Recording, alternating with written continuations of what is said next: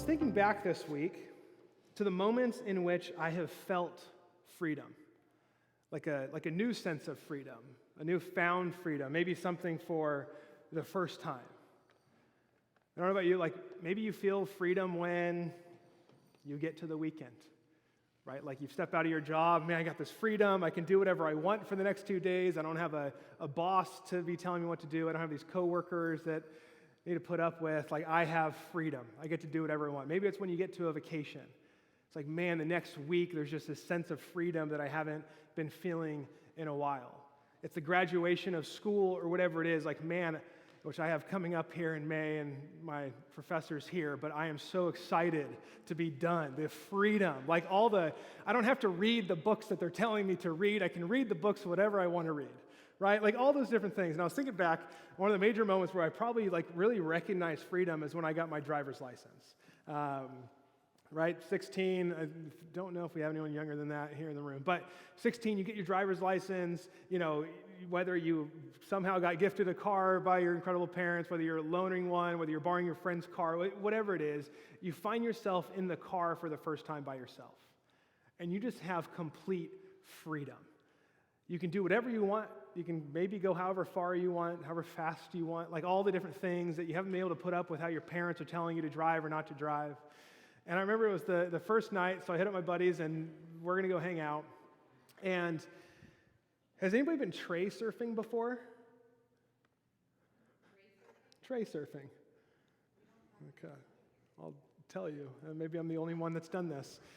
It's the thing you do on like a Friday night where you go and borrow like the food trays from McDonald's, and then you like tie a rope behind a car, and then you hold onto that rope while standing on borrowed tray.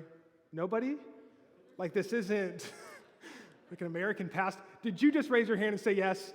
No way. Oh, there we go. Not the only one. So, tray surfing. This is what I decide to do with my freedom on a Friday night. And it was everything that it was meant to be. I mean, I think we burned through 10 different trays again that we borrowed. They wear out decently quick, and we had a blast. We had a great time. We switched out from my car and my buddy's car, and we would trade off, and then it ended up racing each other. Anyways, everyone made it home safely. And it was great. Got home by curfew, right? There was still I think I got home by curfew. I did get home by curfew. That was the first night out with the car. And then about like an hour and a half later, there's a knock on our door. A phone call, should I say. Because there was a knock on my buddy's door, whose neighborhood we were in. And my parents pick up, and it's the police. And they say, hey, we got a call. There was these kids in the street in this neighborhood pulling each other behind trays, behind a car, blah, blah, blah. And my parents were like, we don't know what you're talking about. Our son wouldn't do that. It's his first night out with his car, all that stuff. What I found out is that the police knocked on my buddy's door, who's now a police officer, by the way, and he ratted me out instantly and said it was him that was driving the car. And I got in trouble instantly. I think my keys were revoked for at least a week or two. So my very first night of freedom, I chose what I wanted to do, right? What I desired to do. I didn't choose the safest thing. I didn't choose what was it was fun. It was exciting. I knew the risks.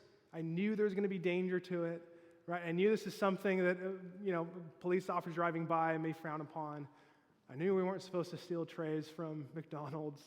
You go through it all, and I found myself with freedom. And isn't that the problem with freedom? It's something that we all want within every single day of our lives, every moment. Like, I don't know about you, but I don't walk around waiting for someone to tell me what to do, or how to live, or how to be, or what to think, or what not to think. I want freedom. But then once we get it, we make decisions. How do we use our freedom? What do we do with it? How's it benefiting me? Maybe how's it benefiting others? I don't know. And the church in Galatia, as we continue our series this morning, Paul talks a lot about freedom. In this series that we're working through, just kind of themes through each chapter, we're saying that God is bigger than your background.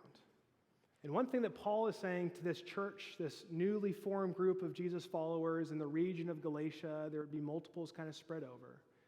He's telling them over and over again that there's a new freedom you have in Jesus. You actually have a new freedom that you've never had before in life with Jesus. It's a freedom that you can never earn, that you could never do enough for. It's a freedom that you actually just get to receive. It's like being handed the keys to the car for the first night of driving. And then we then get to decide what we do with that freedom. We get the pleasure, the joy, the struggle, the challenge of what to do with that freedom. And he writes this to them, picking up in chapter 5. You, my brothers and sisters, were called to be free. You, Midtown, were called to be free. But do not use your freedom to indulge the flesh. Rather, serve one another humbly in love. For the entire law is fulfilled in keeping this one command: love your neighbor as yourself. And he says, if you bite and devour each other, watch out, or you will be destroyed by each other. Now, it's interesting, because these words right here, bite, devour, destroyed. Like, do you ever show up on a Sunday morning thinking man, I'm just going to go bite somebody? Can I find a way to devour? I don't know, there's some weird terms, right? But I think we could put our minds around destroyed. Did you ever show up and be man, I'm just going to find a way to just destroy somebody this morning?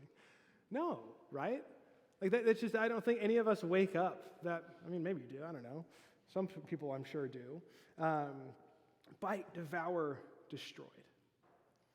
And Paul picks up on something here. See, this newly formed group of Jesus followers, different ethnicities, different races, different theological backgrounds, different political backgrounds. Some have followed God or Yahweh for a long time. Some have just worshiped multitudes of gods, and some had no religion, and they've all come together. And as they're becoming this newly formed group of people that are to be loving one another, if you bite and devour each other, watch out, or you'll be destroyed by each other. See, what was going on here is that there was this new freedom for all people, no matter their background, no matter their previous beliefs, no matter the patterns of their lives in which they were living, no matter who they did or did not vote for, no matter where they kind of stood on certain lifestyle decisions. Everyone has this invitation to a freedom and a newness in this life with Jesus. But there were some who found this freedom to be a little bit too much for other people. There was the Jewish elite who had been the people of God for so long, who had lived under certain laws and regulations and certain ways in which they actually had to physically present themselves or do so they could be right with God. And then all of a sudden, you got all these people who have never been with God. They have kind of lived their own lives for so long. They worshiped a bunch of other gods and idols and different things, and they vote differently, and they eat differently, and they do everything differently, and they're coming in, and you know what? They're in this new family, but they need to do what we've always done. But they need to believe the way that we believe. But they need to do everything like we do it. But. And what they start doing is they start putting law on these other people. They start putting regulations on these other people. In this newfound freedom, they felt that they needed to tell others what to do. And so Paul is picking up on this, saying, no.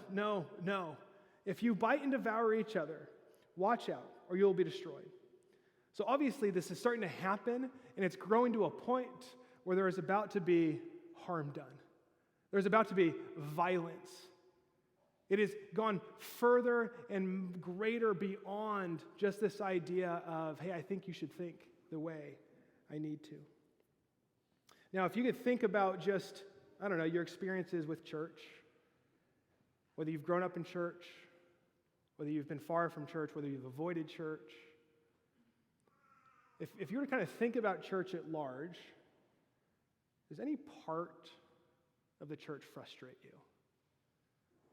Or maybe it's a specific church and you're like, man, they're just making a mess of things.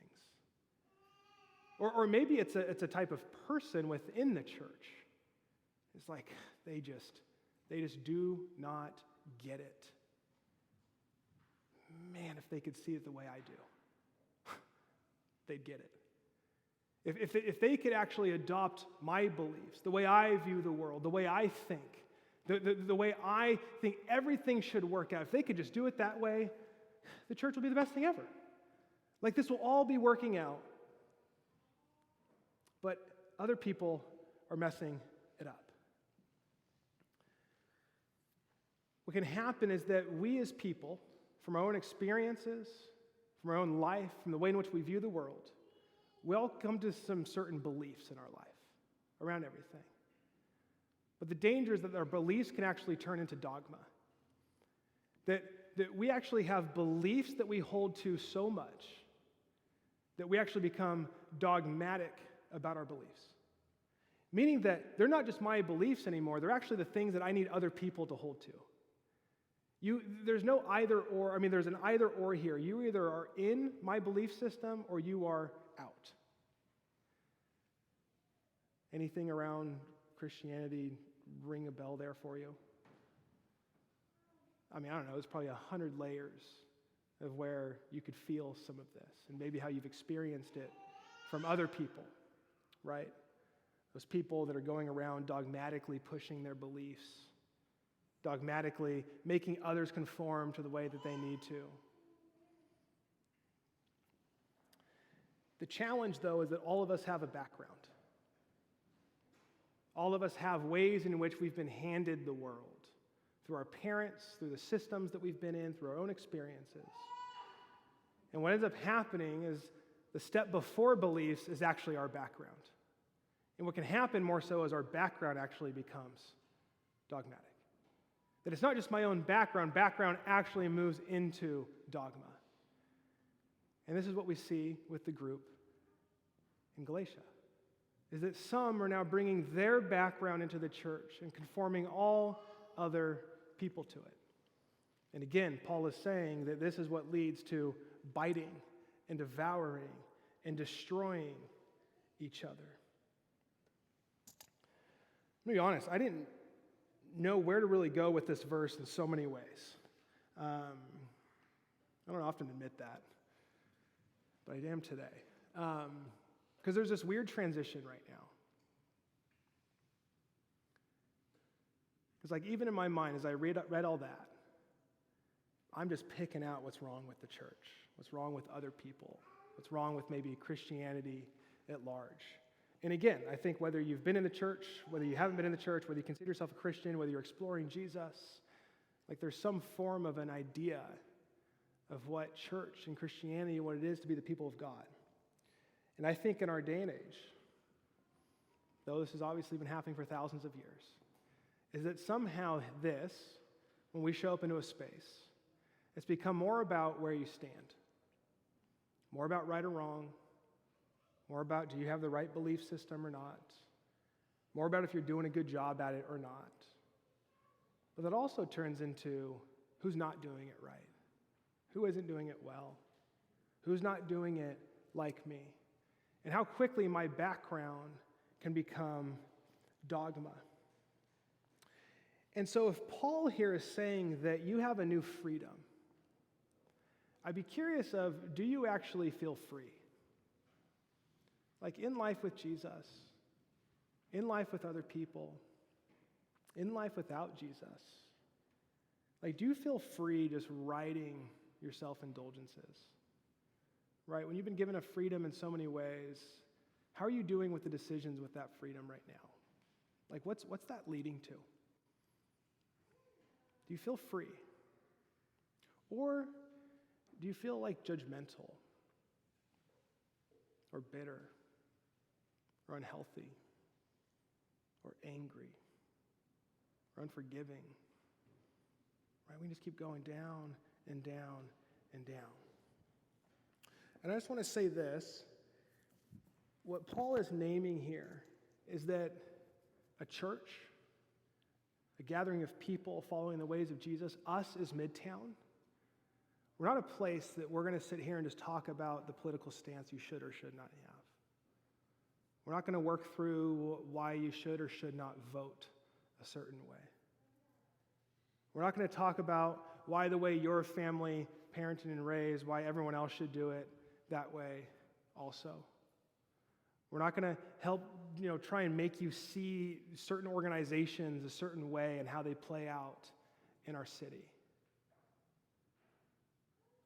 What we're mostly here to do is experience God, like together. That we're actually opening up ourselves beyond our backgrounds, beyond the ways which we've been formed, the ways we've been told to live this way, to that way, to think this way or that way, to vote this way or that way. Now, here's the thing. That's not to say you ignore your background.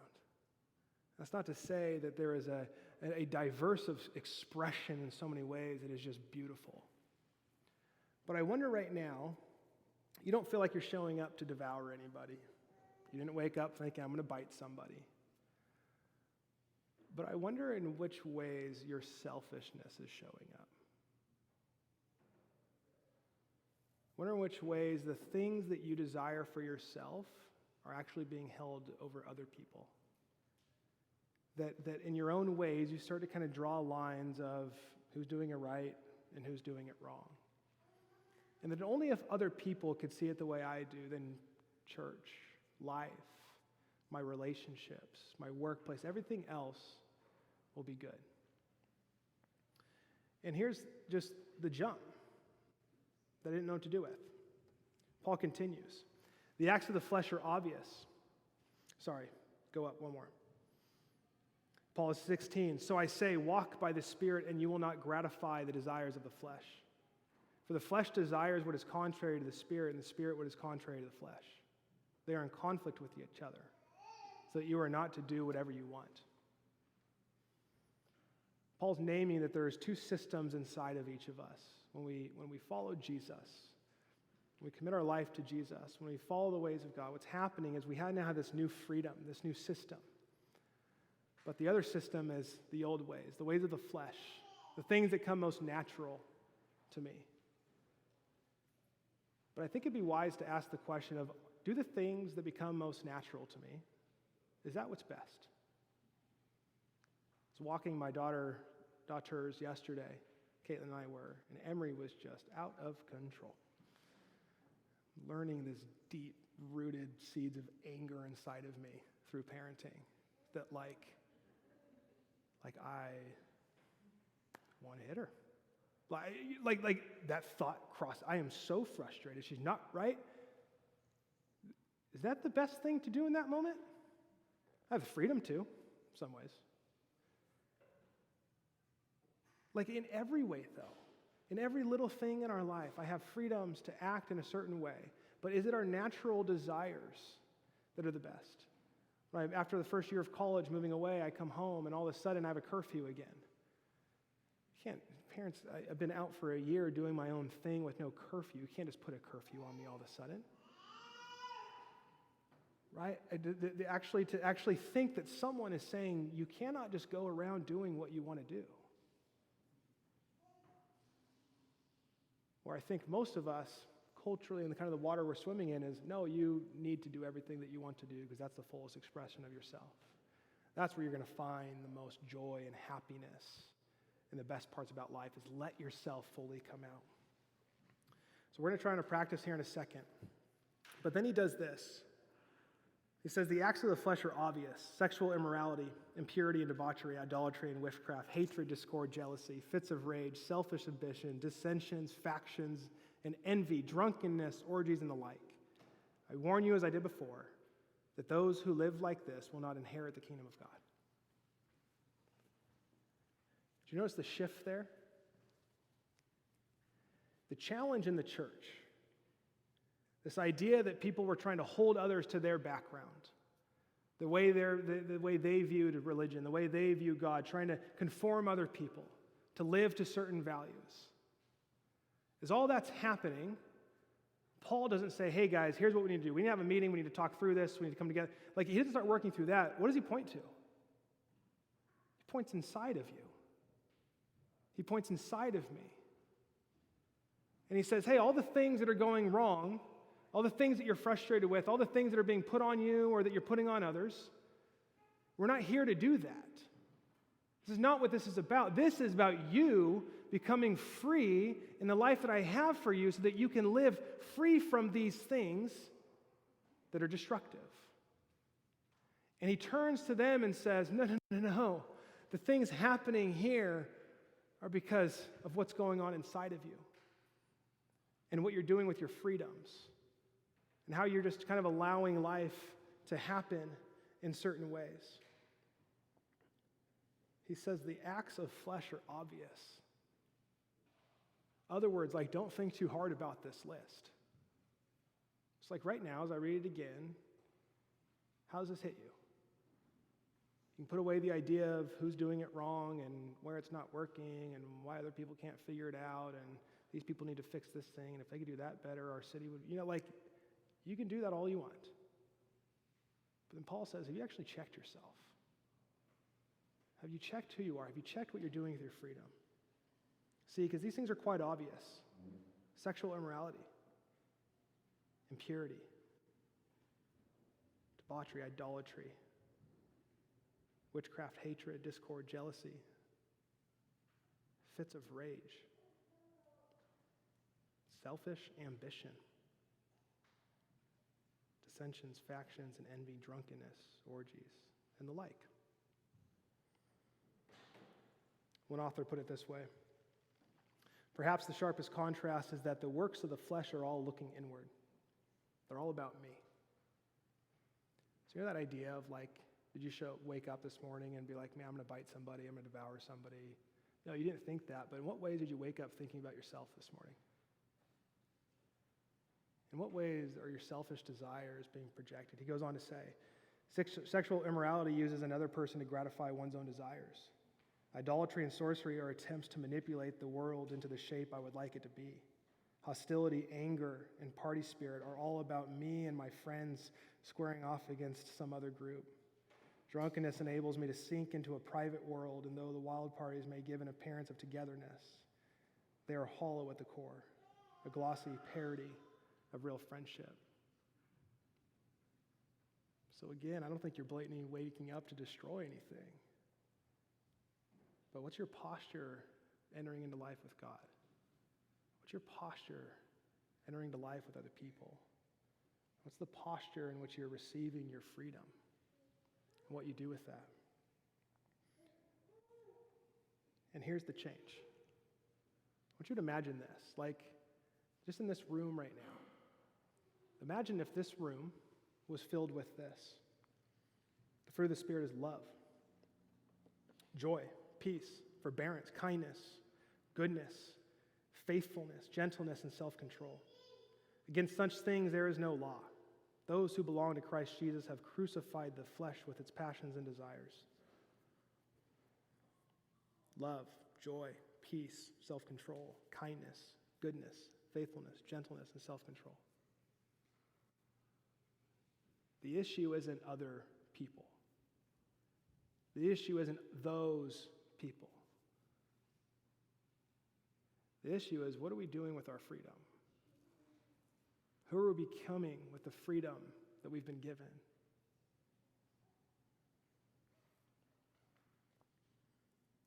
See, we all want freedom. And with our freedom, we eventually have to ask the question, what are we going to do with our freedom? But the reality is that our freedom is not found in our desires. Freedom is found in our dependence. Freedom is not found in our desires. Freedom is found in our dependence. See, Paul isn't making a list here to say, you need to just go manufacture more joy in your life. Man, if you could just gain more peace, do that, and everything's going to be fixed. Man, you gotta start planning out how to have more self-control. Put some reminders in your phone, get an accountability, start doing that stuff. Now, what's he say?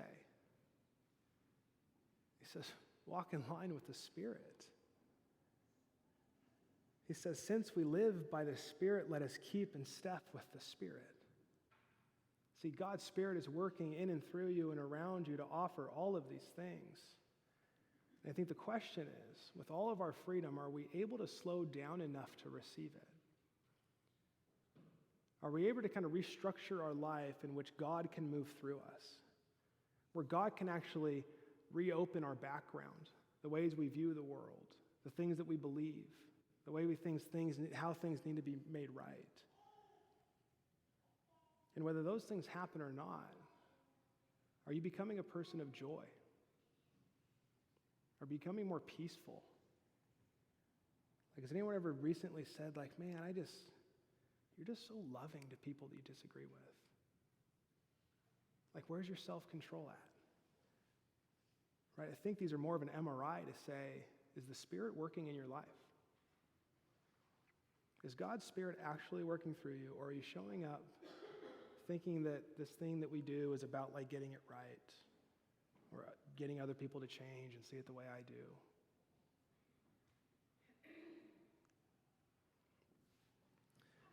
Oftentimes we find just over and over again, counseling and working with people, that when we're out of control inside, the most common response is then to control everything around us. Other words, when the fruit of the Spirit is not at work in our life, and we're just living with every little freedom that, comes out of the desires that we have, what's eventually going to happen is it's going to spew out all over other people. Because what you're saying is, I care more about myself. I care more about these desires, and I need to authentically express them. Well, I hope through some conversation you feel encouraged. Because I feel like just a kind of a basic plain reading of the text this morning, there's some weight to it. So I pray that you're encouraged. I also pray that you feel that weight. That you were not created just to go about whatever you want. And right now in culture, that can feel very restricting.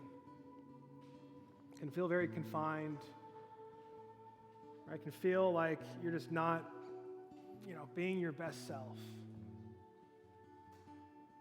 But these are the times where we turn to thousands of years of history, and those that have said over and over and over again, following God, looking to life with Jesus,